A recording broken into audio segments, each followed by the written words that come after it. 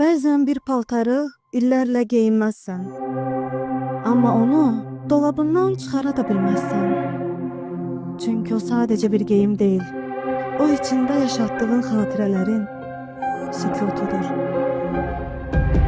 Yorğançım, mən doğulandan var. 4 yaşıma dək o mənimlə olub. Anam deyirdi ki, o mənim ən sevimli əşyam, oyuncağım olub. Təcrübədən bu pençəkənəm. Bu gəlinci 23 ildir ki, mənimlədir. Hər ana baxanda şirin anılar yadıma düşür. Mənə şans gətirən üstümdə olan gödəkçəm və tişörtdür.